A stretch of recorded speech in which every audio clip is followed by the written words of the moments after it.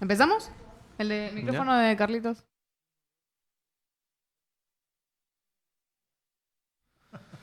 Bueno, hola, buenas tardes amigos de La Mula. Estamos en un programa especial por la nueva encarcelación de Keiko Fujimori. Estamos aquí con el periodista de La Mula, Martín. Hola, ¿cómo están? Martín Sarmiento. Y vamos a conversar ahora con el abogado de IDL del Instituto de Defensa Legal, Carlos Rivera, que es un estudioso, un especialista en este tema, sobre todo casos de corrupción y derechos humanos. Carlos, buenas tardes.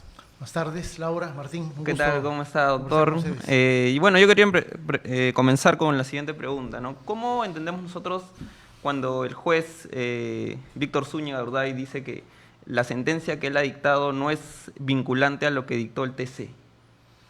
Bueno, porque el juez Zúñiga decidió desvincularse de la sentencia del Tribunal Constitucional. En realidad, por dos razones, creo yo. Una primera, porque cuando en el año pasado el Tribunal Constitucional anuncia que hay ya una sentencia, recordemos que la posibilidad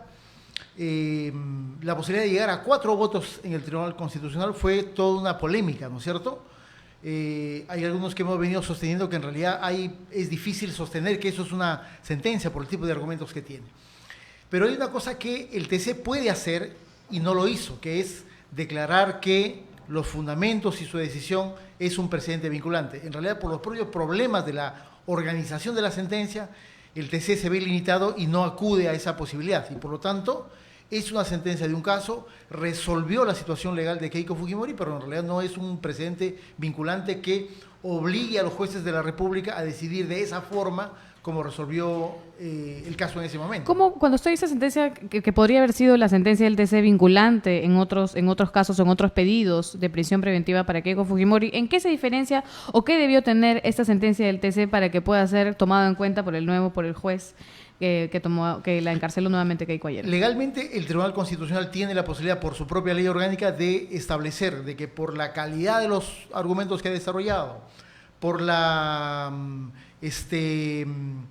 el desarrollo que ha logrado sobre los fundamentos jurídicos de un determinado caso, el Tribunal Constitucional, dado que observa que su decisión puede ayudar a otros casos, determina que va a ser un precedente vinculante. ¿Eso qué significa? Que a partir de ese momento, cuando el TC dice que su sentencia o el argumento 8 al 12 de una determinada sentencia van a pasar a ser un precedente vinculante, significa que los jueces de la República tienen que observar de esa manera la interpretación de la ley o en un caso similar. ¿Esto es como marcar jurisprudencia, algo así? Sí, claro. Ahora, ¿usted vio correcto de que el juez se enfrasque más bien en la sentencia que dictó la Corte Suprema, que le disminuyó la sentencia a 18 meses? Sí, ahí sí hay una diferencia porque en realidad hay que recordar que el año pasado salieron 3 cosas respecto de Keiko. Hubo la discusión de prisión preventiva, ¿no es cierto?, en la que le dieron 36 meses inicialmente. Eso fue confirmado en la sala de apelaciones a 36 meses. Y luego Keiko activa un segundo procedimiento que es un recurso de casación, que es un recurso extraordinario ante la Corte Suprema de Justicia. La Suprema acepta esa casación y en ese recurso de casación la Suprema hace 2 cosas fundamentales. Uno, determina que efectivamente hay un peligro de fuga, ¿no es cierto?, o hay un peligro de perturbación de la actividad probatoria. Dice la Suprema que no hay peligro de fuga, pero evalúa la Suprema que, tratándose de 2 peligros de diversa intensidad, ¿no es cierto?, la Suprema inclusive dice, oye, si tú has detenido a una persona que está perturbando la actividad probatoria, lo más probable es que esa perturbación se elimine, dice. Por esas razones, la Suprema afirma que, por lo tanto, el tiempo de permanencia en prisión preventiva entre el que ha pretendido fugarse y el que perturba la actividad probatoria tiene que ser reducido sustancialmente. Y esa es la razón por la cual la Suprema dice, por lo tanto, de los 36 meses va a quedar que sean 18 meses. Ahora, eso fue el recurso de casación. A las pocas semanas, me parece que la casación sale en agosto, y a las pocas semanas, en septiembre, la Corte Suprema llama a un acuerdo plenario de todos los jueces penales de la Corte Suprema, y en ese acuerdo plenario, que es doctrina jurisprudencial de los jueces penales de la República, establece lo mismo que estableció en la casación de Keiko, es decir, que debe haber una diferencia entre lo que es peligro de fuga, peligro de obstaculización o perturbación de la actividad probatoria, y debe hacerse una distinción en el plazo de la prisión preventiva de una manera significativa. Este segundo documento, que es el acuerdo plenario, sí tiene un carácter vinculante al juez penal, sea Zúñiga o sea cualquier otro. Y por eso las referencias de Zúñiga en realidad están leyendo con atención lo que la Corte Suprema ha establecido, ¿no? Ayer, mientras leía la sentencia, el juez Víctor Zúñiga habló acerca de que la investigación está profundizándose con respecto al caso de Keiko y Fuerza Popular, y que por eso mismo había mucho más peligro, se había incrementado el peligro de fuga, porque no había arraigo, porque no tiene una casa, gana mucho dinero y no tiene una casa, no tiene un trabajo conocido y todo lo demás. Entonces, yo quería saber en qué medida para usted como abogado y como especialista se ha incrementado o se ha profundizado la investigación contra Keiko Fujimori y el Partido Fuerza Popular. A ver, la investigación sobre Keiko comenzó el año 2016 y el 2017, recordemos, en septiembre de ese año, Pérez Gómez asume la investigación y cambia el giro de la investigación y dice esto se va a tener que adecuar a la ley de crimen organizado. No les gustó esa decisión, esa es la razón por la cual terminan acudiendo hasta el propio César Inostroza Pareachi, ¿no es cierto? Pero creo que hay la posibilidad de hacer una suerte de punto de comparación entre lo que fue el debate y el requerimiento de prisión preventiva de octubre del año 2018 y el que se ha producido en enero de este año. Ya en el 2018, Pérez Gómez acreditó que existía prueba más que suficiente que acreditaba el vínculo de Keiko Fujimori al hecho delictivo, que es la primera exigencia de la ley procesal para dictar un mandato de prisión preventiva. Entre octubre del 2018 y enero de 2020 han pasado cerca de 14, 15 meses y me parece que la Fiscalía ha incrementado la cantidad de elementos de convicción, llámese pruebas, que acreditan esta vinculación de Keiko con el hecho delictivo, ¿no es cierto? Por eso es que el juez dice, hay una imputación consolidada, dice él, ¿no? Porque claro, la cantidad de evidencias que tiene el juez encima de su mesa es impresionante, por eso creo que desde las 9 de la mañana hasta las 2 de la tarde el juez va no leyendo todas, sino sumillando algunas de las más importantes. Pero además creo que hay un dato de la propia realidad que me parece que es lo que ha puesto contra la pared a la defensa de Keiko. El año 2018 la defensa de Keiko decía aquí no pasó nada, acá no hubo nada, nunca hubieron aportes y todo fue legal y con mis rifas yo armé mi campaña. La evidencia que tiene con la que llega Pérez Gómez desde el 26 de diciembre del año pasado que presenta este último requerimiento hace, desde mi punto de vista, trastabillar a la defensa. Y por eso Juliana Loza, cuando arranca su presentación, dice, no, en realidad sí hubieron aportes, ¿no es cierto? Pero nos hemos olvidado de decirlos, pero solamente son faltas administrativas, pero no delitos.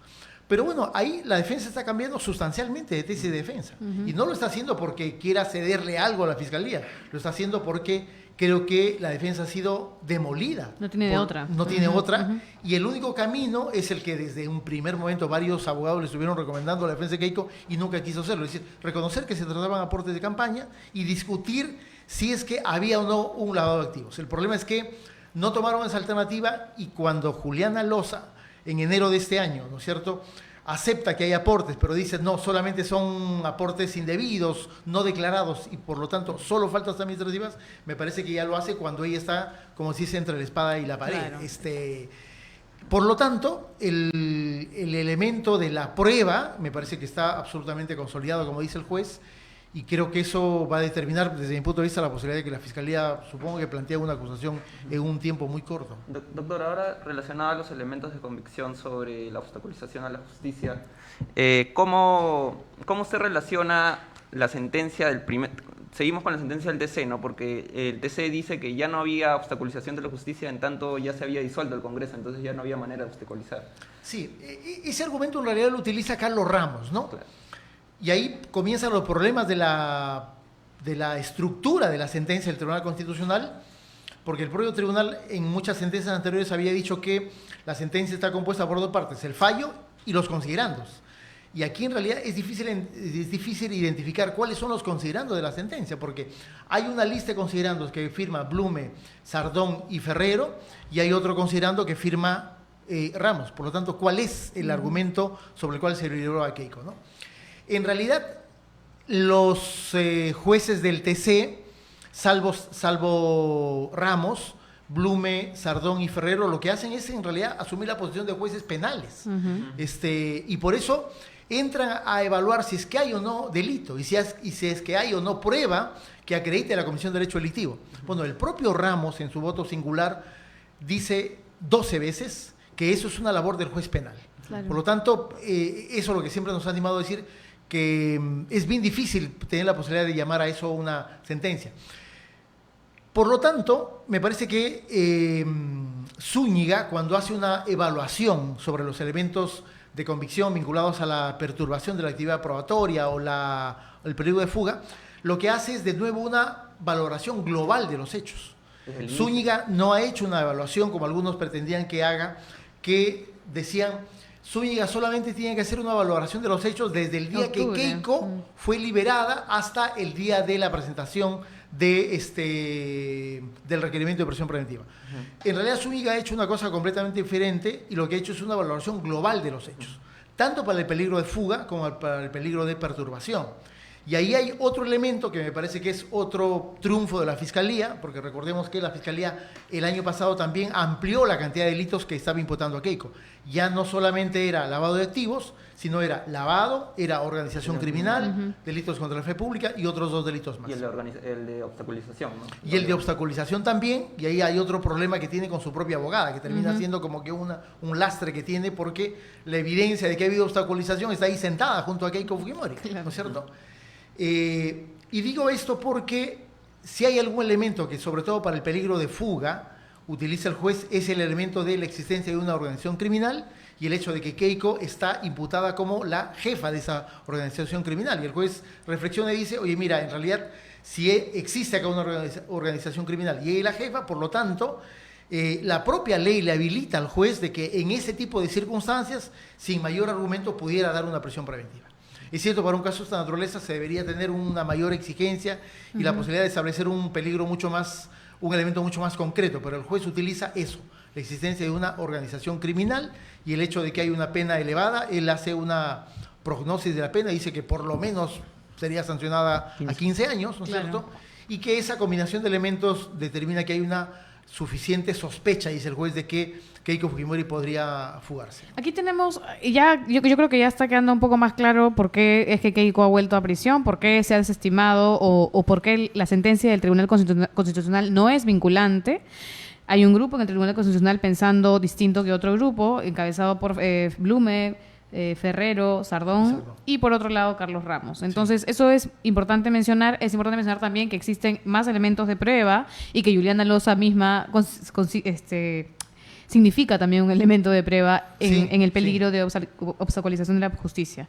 Entonces, yo quería conversar algo, ya dejando el tema técnico, quería hablar con usted porque hemos visto a muchos afines al fujimorismo desde toda la vida en redes sociales diciendo que el Tribunal Constitucional no vale nada y que esto es un abuso de la justicia, que la justicia se está politizando y todo lo demás.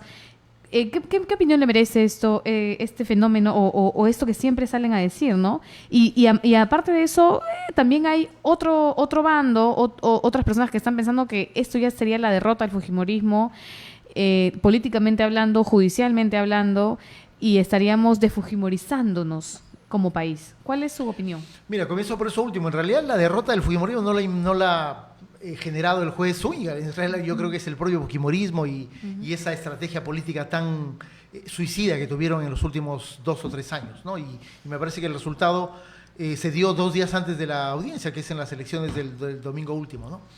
Sobre lo primero, sí, efectivamente, ha salido toda una batería de troles, de abogados, de juristas que de manera repentina se han vuelto especialistas en el tema. Y a eso me parece que habría que responderle lo siguiente, digamos, no es cierto que el Tribunal Constitucional no valga nada, digamos, creo que ahora hay un reconocimiento de un valor institucional y político y constitucional de este tribunal superior al de los tiempos pasados, ¿no es cierto?, en el sentido de el rol fundamental que cumple el TC en un Estado de Derecho. El problema es que se tiene que cuestionar a los miembros de un tribunal constitucional cuando ingresan a hacer ese tipo de labor, desde mi punto de vista, totalmente adulterada a lo que le corresponde a un tribunal constitucional. El propio Ramos lo dice, cuando le repite de manera reiterada que ellos no son jueces penales, son jueces constitucionales. Y eso que hicieron con Keiko no lo hacen regularmente en ningún caso. Por lo tanto, el problema no es del valor del TC, el problema es de un grupo de jueces que decidió jugar un partido político y que desde mi punto de vista lo terminó perjudicando sustancialmente a Keiko, porque Si el TC determinaba la improcedencia del habeas corpus, bueno, Keiko hubiese estado en prisión preventiva hasta abril de este año, ¿no es cierto? Bueno, y ahora saldrá en abril, pero del año 2021. Por lo tanto, creo que ahí no hubo una evaluación adecuada del rol institucional y tampoco una evaluación adecuada de quienes se comprometieron dentro del TC a jugar un partido que no les correspondía, ¿no? Doctor, ¿usted está de acuerdo con la cronología con la que ensayó durante la sentencia el juez Zúñiga? Él decía que en 2 meses la Fiscalía ya debe formalizar la acusación y en 5 meses en la etapa intermedia. O sea, más o menos en un lapso de 8 meses, ¿no? Contando, bueno, lo que iba a ser la corroboración. Sí. En un lapso de 8 meses ya podríamos estar en juicio con... Mira, ojalá. El fiscal Vela, a fines de diciembre del año pasado, dijo que la acusación se presentaba la primera semana de febrero. Y a eso creo que no va a ocurrir, ¿no es cierto? Pero la semana pasada el mismo Vela ha dicho que la acusación se va a presentar en el mes de abril. Ya, eso sí me parece mucho más factible.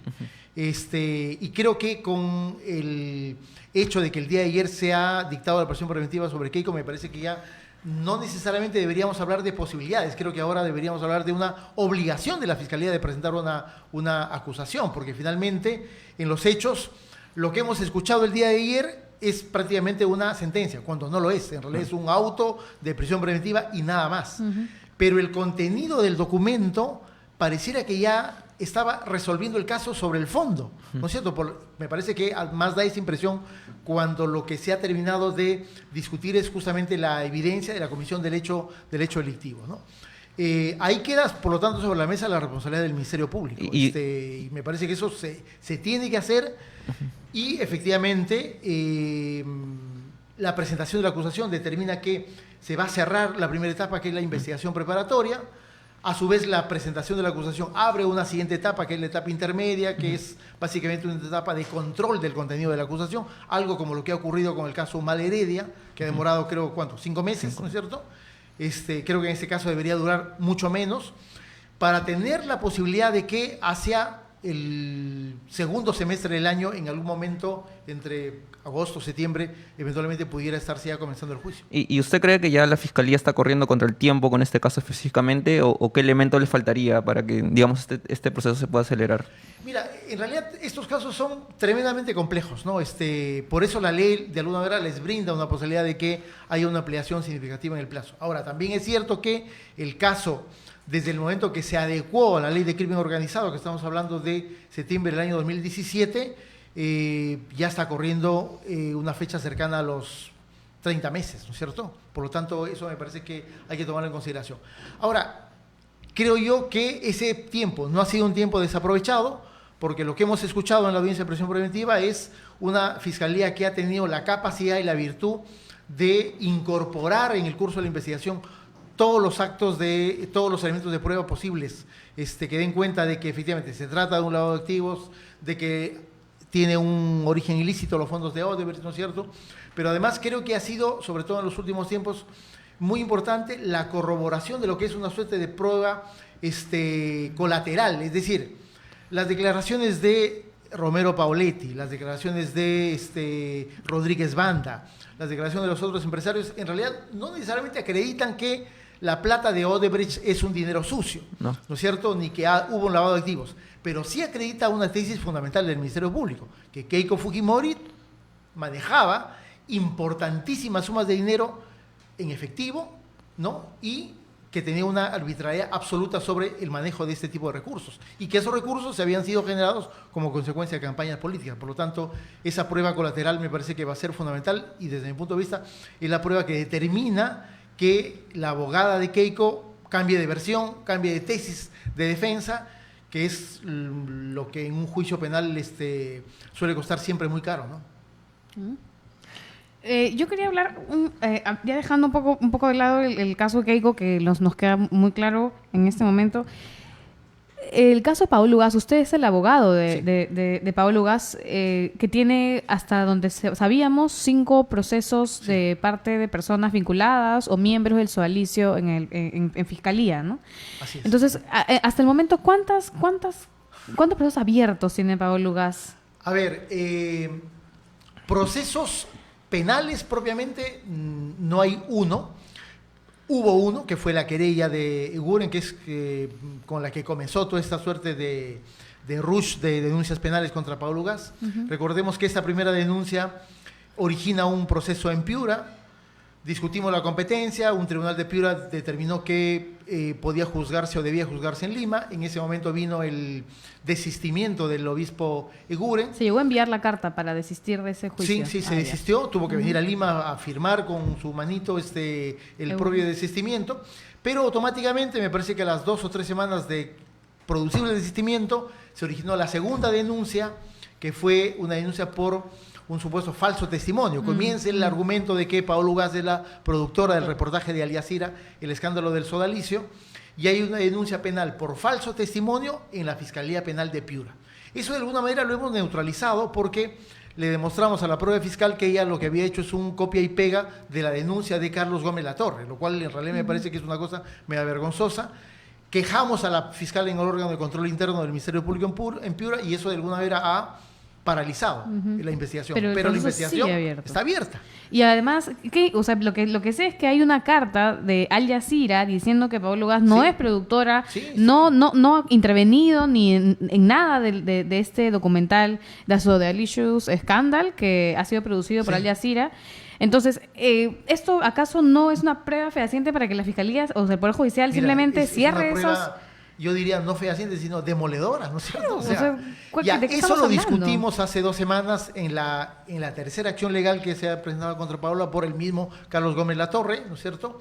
Que en la forma de una querella penal acá en un juzgado penal de Lima.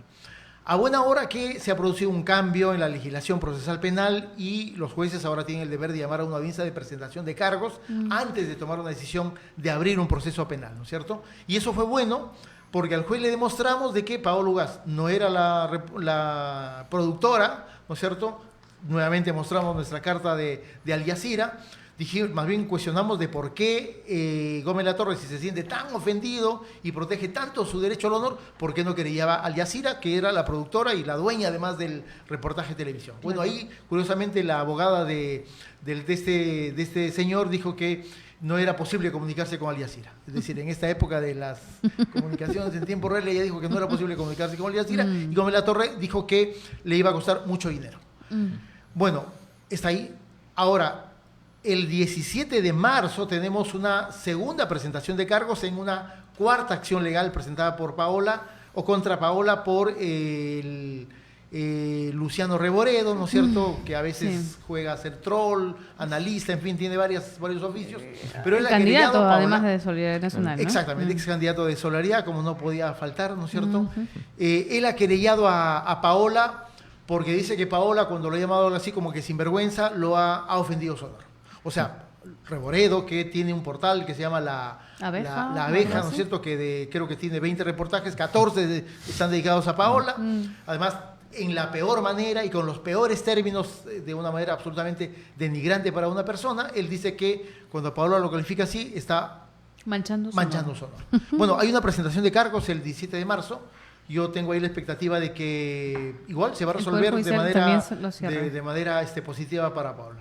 Y una última que también para variar, solemos informarnos en el programa de Batters en Willax, ha habido una denuncia contra Paola por crimen organizado. O sea, ya no solamente falsea la verdad, ya no solamente es una difamadora, sino ahora se ha denunciado por crimen organizado junto con, creo que en el Townsend, han pretendido introducirla al caso de crimen organizado que tiene Susana Villarán. Bueno, yo estuve buscando intensamente esa denuncia, nunca la logramos no ubicar. Solamente en el programa de Batters, sino en La Razón, sí, si en no La me Razón equivoco. También, sí, claro, La Razón. Que tiene la primicia siempre, siempre. ¿no? Y La Razón la semana pasada sacó una información en la que dan cuenta que la Fiscalía le ha informado a este señor que ha presentado la denuncia que ha declarado no al lugar a abrir investigación. Con lo cual, esta es una buena noticia y da cuenta de, supongo que los argumentos así medio descabellados que han presentado para querer Carlos, incorporarla como parte de una organización criminal. Paola es una investigadora y de hecho ha sido ganadora del Premio Nacional de Periodismo por este libro presentado con Pedro Salinas, mitad monjes, mitad soldados, en los que por fin se destapan los abusos al interior del sodalicio en contra de niños y adolescentes. Entonces, Paola sigue investigando el sodalicio y esto, digamos, es una ola de denuncias en contra de ella para querer frenarla, digamos. Esto podría ser calificado como una afectación a su libertad de expresión. Sin duda. Entonces, ¿hay alguna forma de que acudiendo a organismos internacionales en el Perú se proteja no solamente a Pablo Gas, sino que esto es un aviso para todos los que querramos investigar a esta organización gigante, ¿no?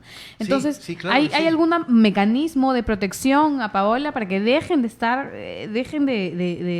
de acosarla judicialmente? Mira, ya el año pasado, cuando se produjo la primera denuncia de Eguren contra Pedro y Paola, nosotros hicimos de conocimiento del caso a Edison Lanza, el relator para la libertad de expresión de la Comisión Interamericana. En fin, hicieron algunas acciones de comunicación, pero debió haber sido hecho en términos mucho más consistentes y mucho más firmes, me parece, porque Paola no solamente es la periodista más denunciada, más querellada, tiene 5 acciones legales sobre su persona, sino que además en su caso en especial me parece que se da una circunstancia que no se da en los otros casos. Las acciones legales contra Paola, salvo la del cura Eguren, en realidad tienen un objetivo que es impedir que salga una publicación. A diferencia del resto de querellas que son normalmente, porque supuestamente han resentido el honor de algún político vinculado al narcotráfico u otro tipo de hechos ilegales. En este caso es súper evidente que lo que buscan es quitarle tiempo. Me parece que le ha llegado como 15 cartas notariales el año 2019, lo cual es un promedio inédito en cualquier periodista. Ajocharla, ¿no es cierto? Como tú dices, acosarla, quitarle tiempo, y de alguna manera lo habían logrado, ¿no es cierto? Porque efectivamente tener 5 acciones legales sobre tu cabeza no es una cosa graciosa, es una cosa de la que hay que preocuparse, más aún si quienes están detrás de esas acciones legales es gente que tiene poder, y eso normalmente es un dato sobre el cual hay que tener mucha consideración en una acción judicial. No. Bueno, creo que ojalá que haya quedado claro el tema de Keiko, el tema, por supuesto, de Pablo Gas, que no podíamos dejar de tocarlo teniendo el abogado de Pablo Gas aquí presente. Y bueno, volvemos la próxima semana de repente con alguna otra novedad. Gracias. Muchas gracias. Gracias, Carlos. Gracias, Carlos. Gracias a ustedes. Depende.